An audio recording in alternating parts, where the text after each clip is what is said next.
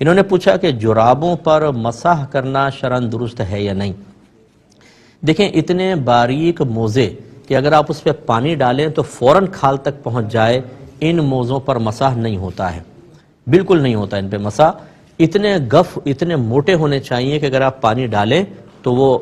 فوراً کھال تک نہ پہنچے، ہاں تھوڑی دیر بعد پہنچ جائے ایک الگ بات ہے۔ ان پر آپ کر سکتے ہیں، اب چاہے یہ اونی موزے ہوں، چاہے چمڑے کے بنے ہوں، چاہے ریگزین کے موزے ہوں، ان پر مسح ہو سکتا ہے۔ جرابوں پر یعنی جو بالکل باریک جیسے آتے ہیں ساکس وغیرہ ہم پہنتے ہیں عام طور پر، اور کہ پانی ڈالیں تو فوراً کھال تک پہنچ جائے، ان پر مسح نہیں ہو سکے گا۔ اور اس کی بنیادی وجہ یہ ہے کہ پاؤں دھوئیں نہیں، خالی مسح پہن کے ان پہ موزے پہن کر ان پر مسح کر لیں،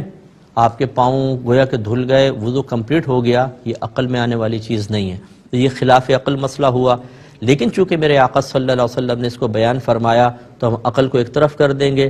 عقل اس کی حکمت کا ادراک کر سکے نہ کرے ہم مان لیں گے،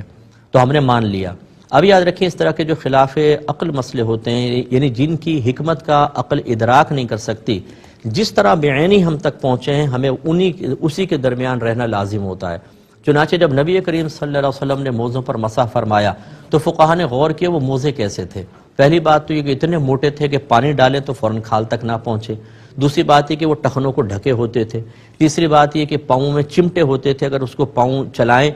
پاؤں اٹھائیں تو یوں نہیں کہ پاؤں باہر نکل آئے۔